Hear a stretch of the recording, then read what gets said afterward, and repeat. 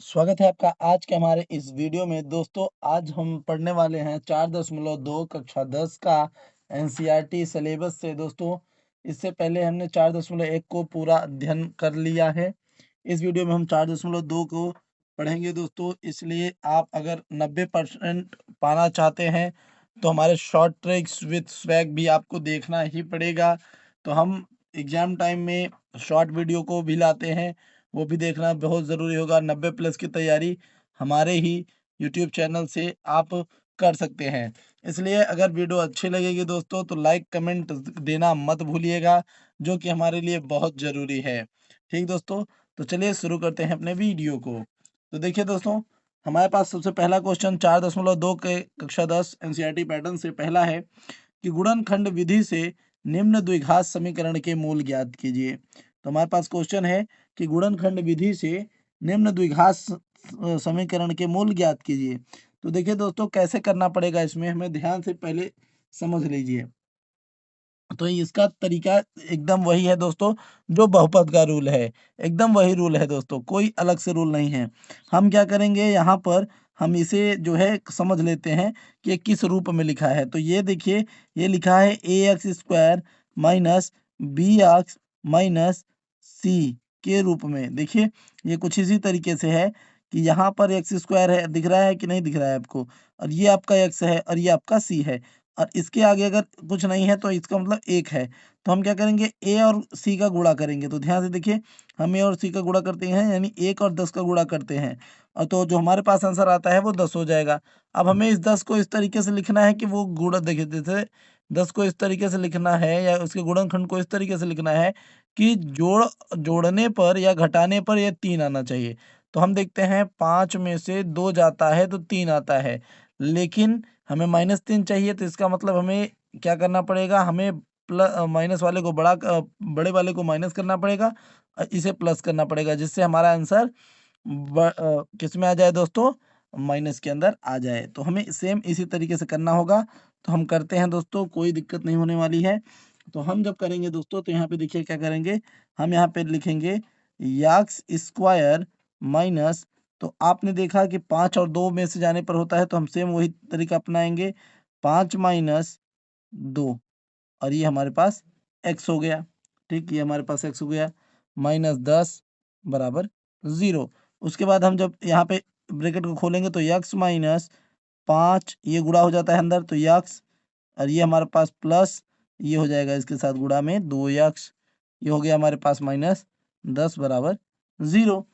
अब हम क्या करते हैं दोस्तों, अब हम यहाँ पर देखते हैं कि हम इसमें से कॉमन कर लेते हैं। तो इसमें से हम कॉमन निकाल लेते हैं x को। तो अंदर इधर से एक x बचा और इधर से एक माइनस बचा, और -5 बचा, क्योंकि x तो कॉमन हो गया था। इसी तरीके से हम इसमें देखते हैं, इसके अंदर तो हमें +2 कॉमन मिल जाता है। तो यहाँ से x बचता है और यहाँ से -5 बचता है। अब देखिए, एक बार हम इनमें से एक कॉमन निकाल लेते हैं, तो x -5 हो गया, और एक तरफ हम इसको कॉमन निकाल लेते हैं, तो x +2 हो गया, इस तरीके से। ठीक दोस्तों, अब हम क्या करेंगे दोस्तों कि अब हम यहाँ से क्या करते हैं, हम यहाँ पे x -5 बराबर 0 लिखेंगे, जिससे हमें x बराबर 5 मिल जाएगा। और सेम इसी तरीके हम इधर भी करेंगे, तो हमें x +2 बराबर 0 लिखना पड़ेगा, जिससे हमें x बराबर -2 मिल जाएगा।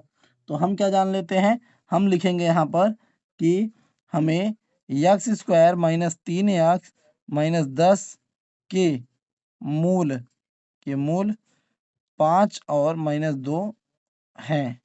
ठीक, ठीक दोस्तों, यहाँ से हमने इसको राइट कर दिया। अब देखिए, अब दूसरा क्वेश्चन जो हमारे पास है, तो यहाँ पे देखिए, जब 2 और 6 का गुणा करेंगे तो हमारे पास 12 हो जाएगा। क्या हो जाएगा, 12 हो जाएगा। इस 12 को हमें ऐसे लिखना है कि यहाँ पर घट जोड़ने या घटाने पर 1 बचे। तो देखिए 4 तिहाई 12, 4 तिहाई 12, यानी 4 में से 3 गया तो 1 बचेगा। तो हम सेम उसी तरीके से करते हैं। तो यहाँ पे लिखेंगे 2x², और यहाँ पे हम क्या लिखेंगे दोस्तों, 4 माइनस 3, और ब्रैकेट के अंदर x -6 बराबर 0। ठीक दोस्तों, तो यहाँ पे देखिए क्या हो जाएगा, ये हो जाएगा 2x²। अब देखिए, ये आपका प्लस यहाँ पे था। ठीक, तो यहाँ पे देखिए 4x, ये आपका प्लस है। ठीक, तो यहाँ पे प्लस 4x -3x, तो ये -3x -6 बराबर 0।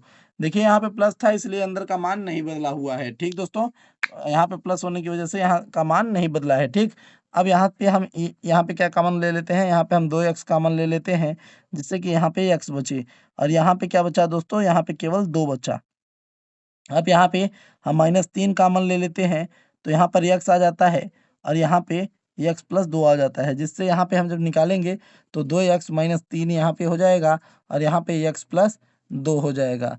अब देखिए इधर लिखेंगे हम 2x - 3 बराबर 0, तो ये हो जाएगा 2x बराबर 3 और x बराबर 3/2, तो x बराबर 3/2 हो गया। और इधर क्या हो जाएगा दोस्तों, x + 2 बराबर 0, यानी x बराबर -2, तो इधर हमारे पास वैल्यू हो गया x बराबर -2। तो हमें लिख सकते हैं कि मूल हमारे क्या होंगे, 3/2 और -2 होंगे। तो ये हमारे पास आंसर हो जाता है कि इस समीकरण के मूल यही होंगे। ठीक दोस्तों, चलिए आगे देखते हैं। अगला क्वेश्चन होता है दोस्तों, करणी में 2x² + 7x + 5 करणी में 2। तो देखिए दोस्तों करते क्या है, तो हम इस करणी में 2 का गुणा जब इसके साथ करेंगे, जब हम इसके साथ करेंगे तो यहाँ पे करणी में 2 और ये करणी में 2 गुणा होकर 1 हो जाते हैं, जिससे 5 गुणते 2 बराबर 10 हो जाता है, और 10 को हमें ऐसे लिखना होता है कि वो 7 की तरह दिखे। तो सीधी बात, 5 और 2 दोनों को जोड़ने पर ये 7 हो जाते हैं। तो कुल मिला के हम लिख देंगे करणी में 2x का स्क्वायर प्लस ब्रैकेट के अंदर 5 + 2 यक्स प्लस 5 करणी में 2 बराबर 0, इस तरीके से लिख लेते हैं। तो जब अब हम इसको सॉल्व करेंगे तो देखिए दोस्तों यहाँ से हम इसको कर लेते हैं, तो यहाँ पे हो जाएगा करणी में 2 x² plus 5x plus 2 2x plus 5 करणी में 2 बराबर 0। अब इसमें हमने क्या किया कि हमने कॉमन निकाल लिया x कॉमन होने की वजह से करणी में 2x और यहाँ पर 5 आ जाता है। और सेम इधर भी क्या करना पड़ेगा दोस्तों, देखिए दोनों में क्या कॉमन है, दोनों में हमारे पास यहाँ पर करणी में 2 कॉमन है, इधर भी करणी में 2 है, इसमें देखिए 2 को अगर हम समझ सके तो ऐसे समझ लीजिए कि 2 में क्या होता है, करणी में 2 गुणते करणी में 2 होता है, क्योंकि इन दोनों का गुणा करणी में 2 होता है केवल। तो इसलिए यहाँ पे हम करणी में 2 निकाल लेते हैं। तो यहाँ पे हम करणी में 2 निकाल लेंगे, तो यहाँ पे बचेगा करणी में 2x, और इधर क्या हो जाएगा दोस्तों, इसे इधर हमारे पास +5 बचेगा।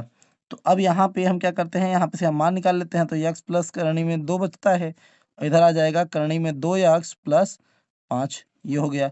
अब हम क्या करते हैं कि हम इधर निकाल लेते हैं x प्लस करणी में 2 बराबर 0, जिससे हमारे पास आंसर हो गया x माइनस x बराबर, देखिए x बराबर माइनस करणी में 2, और इधर करणी में 2 x प्लस 5 बराबर 0, तो इधर आ जाएगा x बराबर -5 करणी में 2। तो इस तरीके से आ जाता है।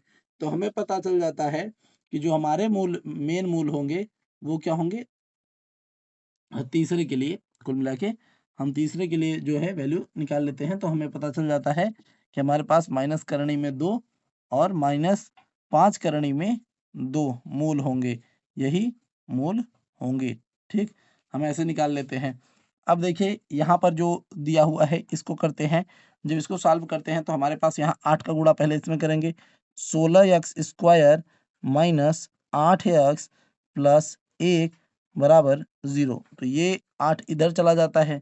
ठीक, हमने इसमें गुणा किया, फिर हमने इसमें गुणा किया, उसके बाद टोटल के नीचे 8 आता, तो हम 8 को इधर लेके जाते हैं तो ये 0 हो जाता है, सीधी सी बात है। इसे आपने बहुपद में भी पहले सीख रखा होगा। ठीक दोस्तों, वही वही तरीका है, कोई नया तरीका नहीं है। अब देखिए यहाँ पे 16 एक का 16 करेंगे हम, 16 एक का 16 करेंगे, और 16 का कोई फैक्टर करेंगे तो 4 चौके 16, जिससे कि इन दोनों को जोड़ने पर ये आ जाए। तो हम क्या करेंगे, 16x² माइनस 4 कहेंगे, 4 प्लस 4, और ये आपका x और ये +1 बराबर 0। तो ये हो गया 16x², यहाँ पे हो गया 16x² माइनस 4x, माइनस होने की वजह से ये भी माइनस हो गया, 4x प्लस 1 बराबर 0।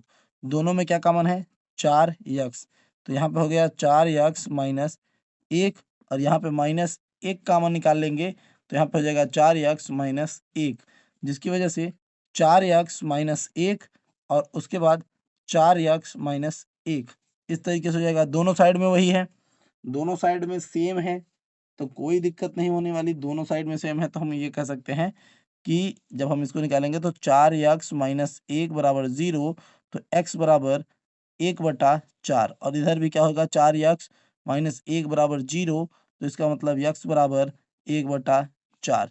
तो हमारे जो मूल होंगे, हम कह सकते हैं कि हमारे जो मूल होंगे वो 1/4 कामा 1/4 ही होंगे। ठीक, तो इस तरीके से हमने इसको भी कर लिया। अब चलते हैं अगले क्वेश्चन की तरफ। तो जो हमारा अगला क्वेश्चन है वो है 100x² माइनस 20x प्लस 1। तो 100 को इस तरीके से हमें लिखना होता है दोस्तों कि वो कुल मिला के जो है 20 लगे, ऐसा हमें लिखना है कि वो 20 हो जाए। तो कुल मिला के हम यहाँ पे लिखना स्टार्ट करते हैं। तो यहाँ पे हो जाएगा 100x² minus 10x plus 10x इसी तरीके से प्लस 1 बराबर 0। तो देखिए दोस्तों यहाँ पे भी हम लोग क्या कर रहे थे, यक्स को बाहर रख रहे थे, कोई दिक्कत नहीं है, हम सीधा सीधा ऐसे भी रख सकते हैं, कोई दिक्कत नहीं है। ठीक, तो हम यहाँ पे लिख लेते हैं 100x² minus 10x minus 10x plus 1 बराबर 0। अब यहाँ पे हम कॉमन ले लेते हैं 10x, तो हमने 10x कॉमन निकाल लिया, यहाँ पे बचा 10x और यहाँ पे बचेगा दोस्तों -1। यहाँ अब देखिए यहाँ पे बचा -1। अब यहाँ से हम -1 कॉमन ले लेते हैं, जिसकी वजह से ये हो जाएगा 10x और अंदर हो जाएगा -1। तो हमारे पास जो टोटल वैल्यू होके चली आएगी दोस्तों, यहाँ पर देखिए जब हमारे पास टोटल वैल्यू होके चली आएगी, यहाँ पर हो जाएगी 10 यक्स -1 और इधर भी हो जाएगा 10 यक्स -1। तो इस तरीके से हमारे पास हो जाएगा एक तरफ 10 यक्स -1 और एक साइड और हो जाएगा 10 यक्स -1। दोनों साइड तो हम दोनों को डबल बराबर 0 ले लेते हैं। जब इसको ले लेंगे तो यहाँ पे x बराबर 1/10 आएगा और यहाँ पर भी x बराबर 1/10 आएगा। तो दोनों साइड में हमारे पास 1/10 ही आएंगे, तो ये हमारे मूल हो जाएंगे। ठीक दोस्तों, चलते हैं अगले सवालों की तरफ। दोस्तों शुरू करते हैं दूसरा वीडियो और दूसरा चलिए दोस्तों देखते हैं दूसरे सवाल को, जो कि है निम्नलिखित समीकरण को हल करिए। समीकरण हमें दिए हुए हैं दोस्तों, इन समीकरणों को हमें हल करना है बिल्कुल आसान तरीके से, जैसे हमने अभी तक करते आया है। तो यहाँ पर हमें इस 324 को इस प्रकार से लिखना है कि वो 45x दिखे। तो हम क्या करते हैं दोस्तों, यहाँ पर x² माइनस, और अब देखिए अब इस तरीके से हम इसको क्या कर सकते हैं, 36x प्लस 9x प्लस 324।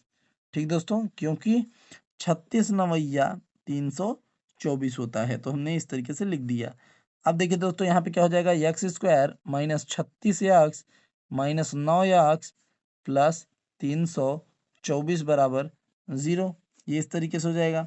ठीक दोस्तों, हम यहाँ पे अपना एक लाइन ही देते हैं जिसकी वजह से ये इस साइड रहे। ठीक, अब यहाँ पे देखते हैं तो यहाँ पे हम क्या कॉमन करते हैं, यहाँ से हम कॉमन कर लेते हैं x कॉमन कर लेते हैं दोस्तों।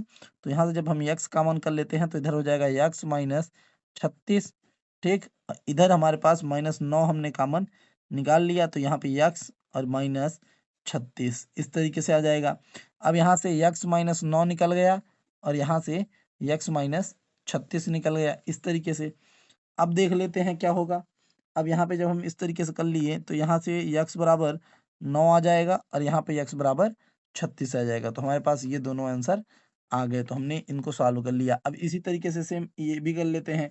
तो ये हो जाएगा x² minus 30x plus 25x plus 750 बराबर 0, ये हो गया। अब इसी तरीके से x² minus 30x plus 25x plus 750 बराबर 0। यहाँ से हमने इसको कॉमन कर दिया तो x कॉमन हो जाता है, तो x माइनस 30 ये हो गया। अब ये हो गया आपका प्लस 25।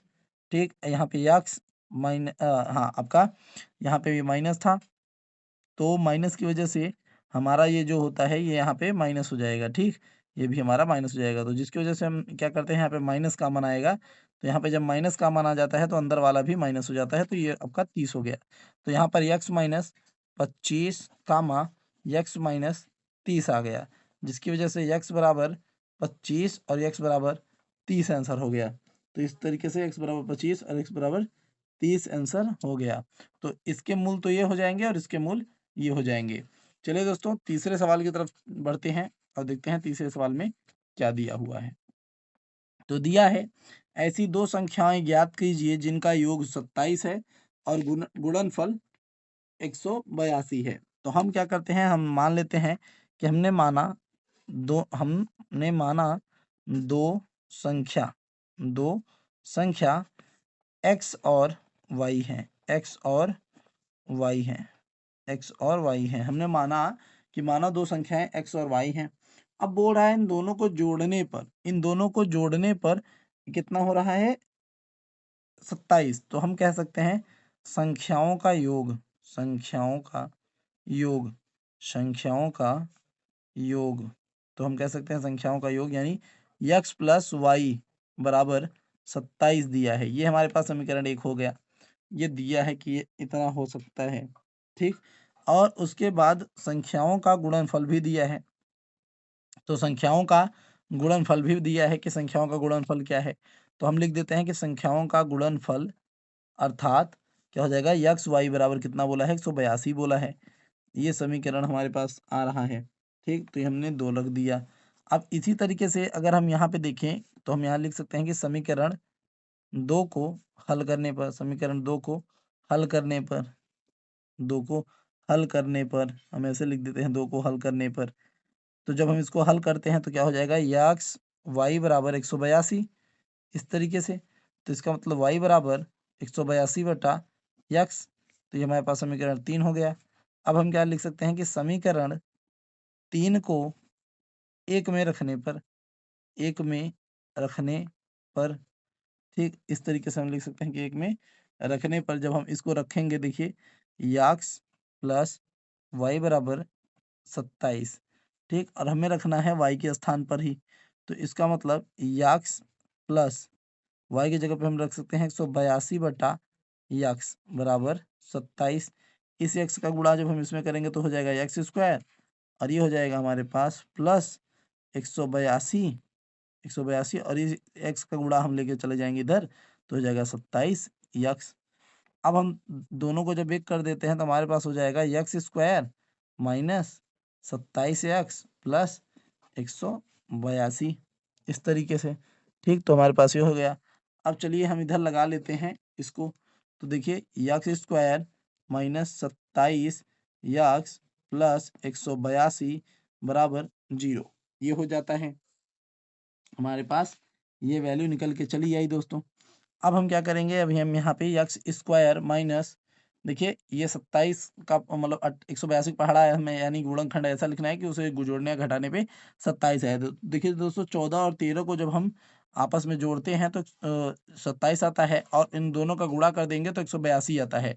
तो हम वही लिख देंगे कि 14 एक्स प्लस 13 एक्स और ये प्लस 182 बराबर 0। हम इसी को लेके कर देते हैं। तो यहाँ से दोनों क्या करते हैं, एक्स स्क्वायर माइनस 14 एक्स और ये हमारा माइनस हो जाएगा 13 एक्स प्लस 182 बराबर 0।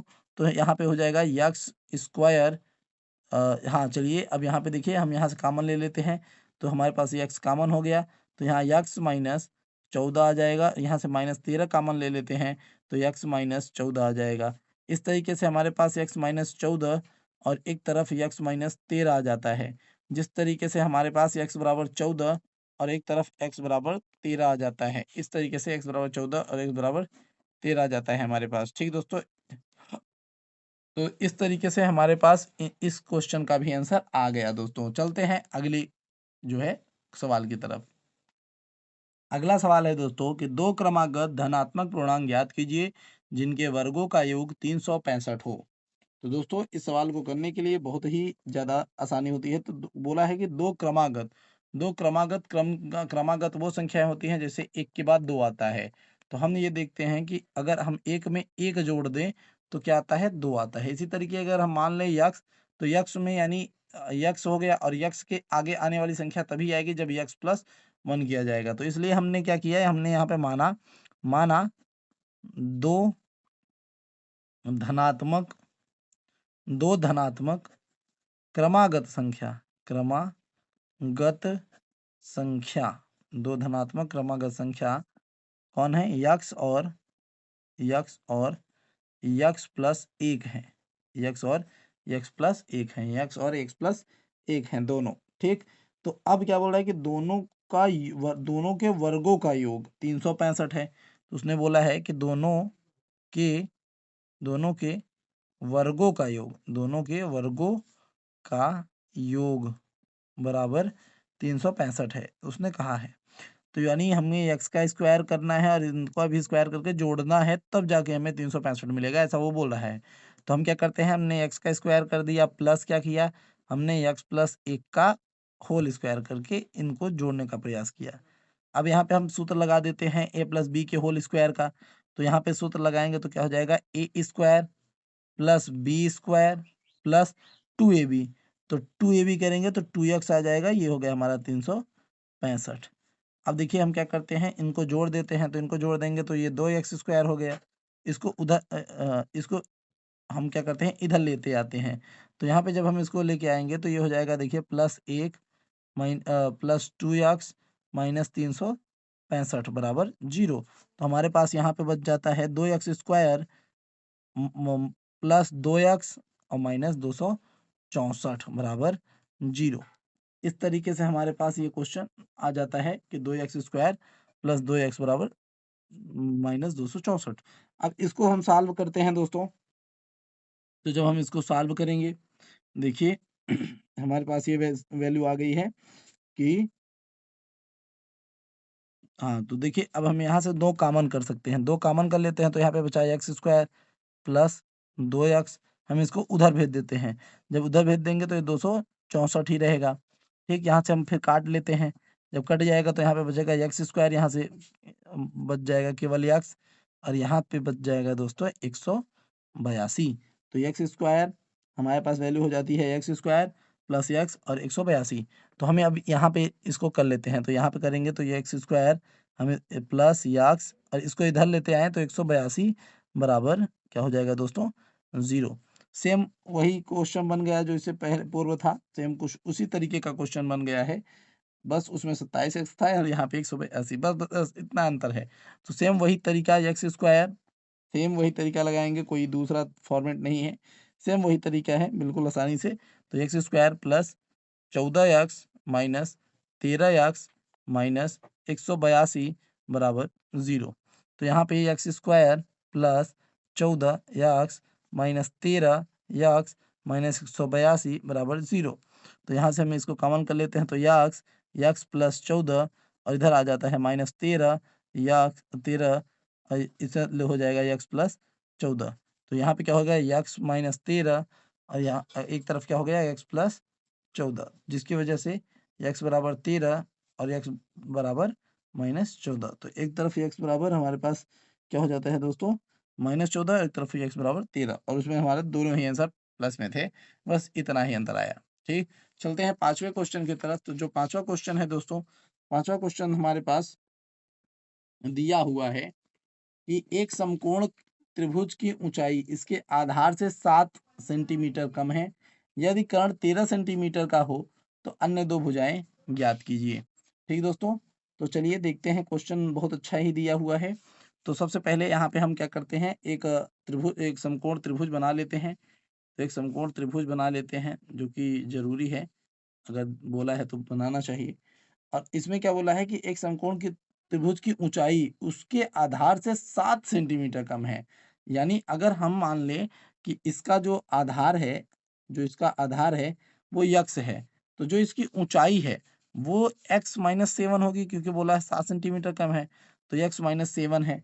और उसके बाद कर्ण का बोला है, कर्ण कितना बोला है, 13 सेंटीमीटर बोला है, चौड़ा है। तो हमने इस तरीके से ले लिया। तो हम यहाँ पे लिख सकते हैं कि आधार माना आधार यक्स सेंटीमीटर। तो तो ऊंचाई ऊंचाई बराबर तो ऊंचाई बराबर यक्स माइनस 7। तो ऊंचाई बराबर यक्स माइनस 7। अब इस तरीके से हम क्या करेंगे, हम यहाँ पर इसमें लगा देंगे, चूंकि त्रिभुज समकोण है, त्रिभुज समकोण है, समकोण है तो पीजी प्रमेय से, तो पीजी प्रमेय से, तो हम बता देते हैं कि पीजी प्रमेय से, तो हम यहाँ पे कह सकते हैं कि ए बी सी इसका नाम भी बोल सकते हैं। तो इस हिसाब से हम क्या जानते हैं कि कर्ण का स्क्वायर बराबर, कर्ण का स्क्वायर बराबर लंब का स्क्वायर प्लस आधार का स्क्वायर, इस तरीके से। तो हमारे पास कर्ण क्या है, ए बी है, तो हम लिख सकते हैं ए बी का स्क्वायर बराबर लंब क्या है हमारे पास, ए सी है, तो ए सी का स्क्वायर प्लस आधार क्या है हमारे पास, सी बी है, तो सी बी का स्क्वायर।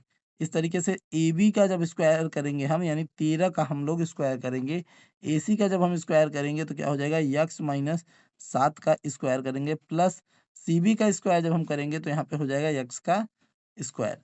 अब हम जब 13 का खोलेंगे तो यहाँ पे हो जाएगा 169 बराबर, और इधर खोलेंगे तो हो जाएगा यक्स स्क्वायर प्लस बी का स्क्वायर यानी 49 माइनस 2ab, तो 2ab यानी 14 यक्स, और ये हमारे पास यक्स स्क्वायर, इस तरीके से हो गया।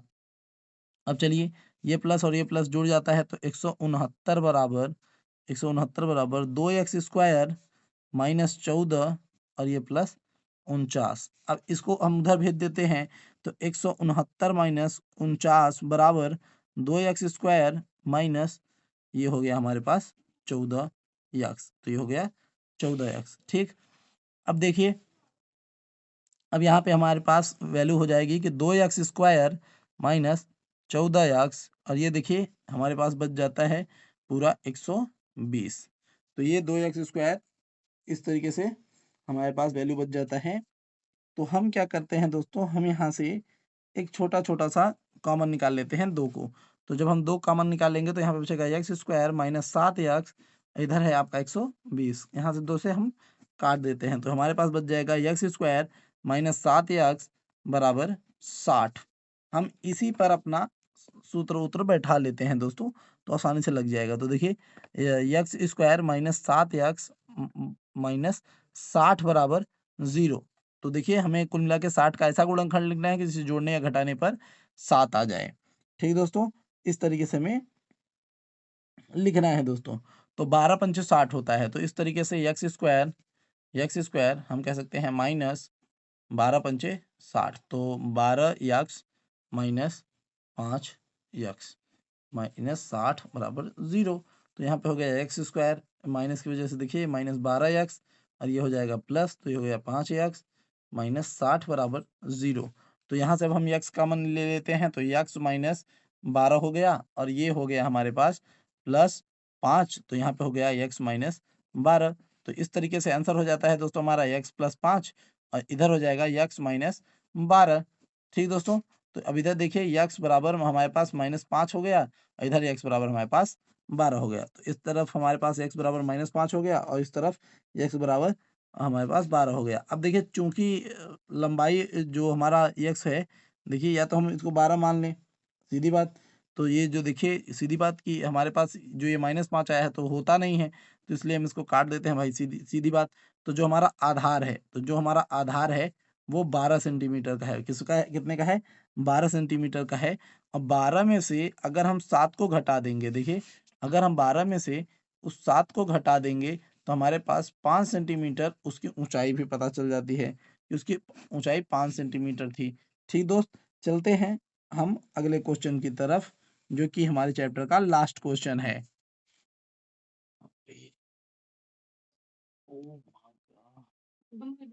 नहीं, या मोबाइल जब छुआ कर ना ऐसे लगबो करा कर जानू ना स्विच ऑफ हो जाए। फोटो लगा दिया लगाई नहीं सकत हूँ बाद में लगा दिया तो कब कब को सब क्वेश्चन जवाब कैसे पूरा मत जाना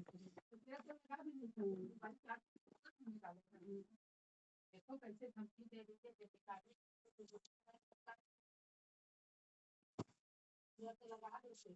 बड़ा लगा देते हैं।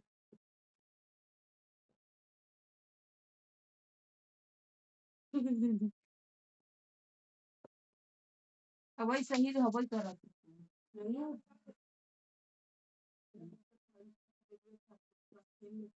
चल अच्छा हो गया, चुप रहा, चुप रहा, बहुत हो गया। अरे 1 मिनट। 10 मिनट बाद में सब बिछाई देंगे। 10 मिनट नहीं, 5 मिनट रुको, वीडियो बन गई। अच्छा चलो बिछा दो। 5 मिनट लगे, रुका रहे।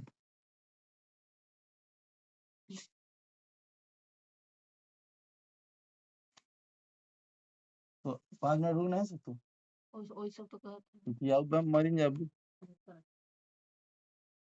चलिए दोस्तों, देखते हैं एक कुटीर उद्योग। आ गया लंच?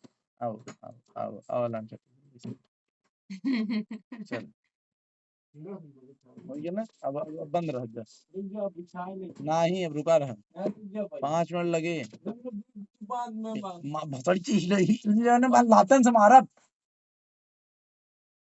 हो गया खत्म कहानी। लोड़ा छाटू भोसड़ी। चलिए दोस्तों, देखते हैं एक कुटीर उद्योग एक दिन में कुछ बर्तनों का निर्माण करता है। एक विशेष दिन यह देखा गया कि प्रत्येक नग का निर्माण लागत यानी रुपए में उस दिन के निर्माण किए गए बर्तन संख्या के 2 गुनों से 3 अधिक था। यदि उस दिन के निर्माण की कुल लागत 90 रुपए थी, तो निर्मित बर्तनों की संख्या और प्रत्येक नग की लागत बतानी है हमें। तो देखिए दोस्तों, कुल मिला के बात कही जा रही है कि एक एक फैक्ट्री है जहाँ पे बर्तन बन रहा है, और एक विशेष दिन ये देखा जाता है कि भाई जितने प्रत्येक नग की जो निर्माण लागत है, उस दिन निर्माण किए गए बर्तनों की संख्या के 2 गुने से 3 अधिक है। तो हम यहाँ पे सवाल लगाते समय बस एक चीज ऑब्जर्व करेंगे, ध्यान से देखिएगा कि माना हम लिख लेते हैं कि माना निर्मित, हम मान लेते हैं कि भाई जो उस दिन निर्मित बर्तनों की संख्या थी, जो उस दिन निर्मित बर्तनों की संख्या थी, तो जो निर्मित निर्मित बर्तनों की संख्या थी, वो क्या थी दोस्तों? वो यक्स थी। ठीक। और प्रत्येक नग की लागत हमने मान लिया कि प्रत्येक नग की लागत, और वो बोल रहा है कि प्रत्येक नग की लागत इसके 2 गुना से ज्यादा, इसके 2 गुना से 3 ज्यादा थी। तो प्रत्येक नग की लागत हम मान लेते हैं कि प्रत्येक नग की जो लागत आ रही थी, वो कितनी आ रही थी? 2 यक्स प्लस 3 आ रही थी। ठीक। इस तरीके से हम मान लिए गए। अब देखिए, अब अगर हम ये कहेंगे कि निर्माण का कुल मूल्य, अगर हम बात करेंगे निर्माण का कुल मूल्य, अगर इस पर बात करें कि निर्माण में कुल कुल मूल्य कितना लगा, तो क्या होता है कि वस्तुओं की संख्या, वस्तुओं की संख्या, ठीक, और प्लस गुणते गुणते करेंगे, गुणते निर्माण का मूल्य, निर्माण का मूल्य यानी एक चीज को बनाने में कितना मूल्य लगा है, तो निर्माण का मूल्य। ठीक, वस्तुओं की संख्या से हम निर्माण के मूल्य को गुणा कर देंगे तो हमें टोटल निकल के चला आता है। तो कुल बर्तनों की संख्या कितनी थी? यक्स थी। और लागत कुल कितनी थी? तो लागत थी 2 यक्स प्लस 3। इस तरीके से। ठीक। तो अब देखिए, इनको पूरा बनाने में जो लागत आया था वो कितने का था? तो वो कितने का था? 90 रुपए का। तो हमने यहाँ पे 90 रख दिया। ठीक दोस्तों। अब यक्स का गुणा अगर हम 2 में कर दें यहाँ पर, तो हमारे पास 2 यक्स का स्क्वायर हो जाएगा, और इस पर क्या हो जाएगा? 3 यक्स, और ये बराबर 90। इस तरीके से। अब बस हमें क्या करना है? इसी पे हमें सवाल को लगा देना है। तो हम जब इधर लगाएंगे तो इधर हो जाएगा 2 x square plus 3 x minus 90 बराबर 0। ये 90 बराबर 0 हो गया। अब देखिए, अब हमें 2 9 का गुणा करेंगे तो हमें 180 आएगा, और 180 को इस तरीके से लिखना है कि वो क्या हो जाए दोस्तों? 3 हो जाए। तो 15 15 बराबर में 180 होता है, और इनको घटाने पर भी सेम चीज आ जाएगा। तो हमें हो जाएगा 2 x square plus 15 x minus 12 x minus 90 बराबर 0। तो ये हो जाएगा 2 x square plus 15 x minus 12 x minus 90 बराबर 0। ठीक। तो ये हो जाएगा, देखिए कॉमन ले लेते हैं, एक्स बराबर 2 एक्स प्लस 15। ठीक। और ये हो जाएगा माइनस 12। तो यहाँ पे यहाँ पे हम ले लेते हैं, 1 मिनट 12 नहीं जाएगा, यहाँ पे हम ले लेते हैं 6। तो हमारे पास 6 हो जाएगा। हाँ, ये हमारे पास 6 कॉमन हो गया। तो यहाँ पे ये हो जाएगा 2 एक्स प्लस 15। ठीक। अब देखते हैं, अब हमारे पास क्या होता है दोस्तों? देखिए, अब हमारे पास यहाँ पे हो गया यक्स माइनस 6। ठीक। और एक तरफ हो गया 2 यक्स प्लस 15, जिसकी वजह से क्या हो गया? यक्स बराबर हमारे पास 6, और एक तरफ x बराबर हमारे पास -15/2 हो जाएगा। तो इस तरीके से देखिए जो हमारा -15/2 है वो होगा नहीं, क्योंकि बर्तनों की जो संख्या है, जो बर्तनों की संख्या हमने मानी है वो कभी माइनस में होती नहीं है। तो इसलिए हमारा जो वैल्यू होगा वो ये x बराबर 6 हो जाएगा। कितना हो जाएगा? x बराबर 6। यानी बर्तनों की जो संख्या थी, यानी बर्तनों की संख्या यानी बर्तनों की जो संख्या होगी वो कितनी होगी दोस्तों? वो हो जाएगी 6। तो जो बर्तनों की संख्या है दोस्तों वो कितनी हो जाएगी? 6। तो बर्तनों की संख्या हम जान लेते हैं 6 है। अब निर्माण की कुल लागत कितनी थी? तो क्या निर्माण की जो हमारी प्रत्येक माफ़ करिए प्रत्येक नग की लागत, जो हमारे प्रत्येक नग की लागत थी, जो हमारे प्रत्येक नग की लागत थी, वो थी इसके 2 गुने की। तो हम 2x + 3 था, तो हम बस यहाँ पे x का मान रख देंगे। तो 2 गुणित 6 + 3 यानी 2 छम 12 + 3, तो ये कुल मिला के 15। तो कितना हो गया? कुल मिला के 15। तो ये 15 रुपए उसका जो चार्ज आ रहा था, प्रत्येक नग का बर्तन बनाने का जो चार्ज आ रहा था, वो इतना था। तो दोस्तों यहीं से वीडियो खत्म होता है। आप लाइक, कमेंट, शेयर ज़रूर करिएगा दोस्तों, क्योंकि आपके ही भरोसे हम हैं। तो वीडियो को लाइक ज़रूर करिए। मिलते हैं आपसे अगली वीडियो में। तब तक के लिए जय हिंद, जय भारत।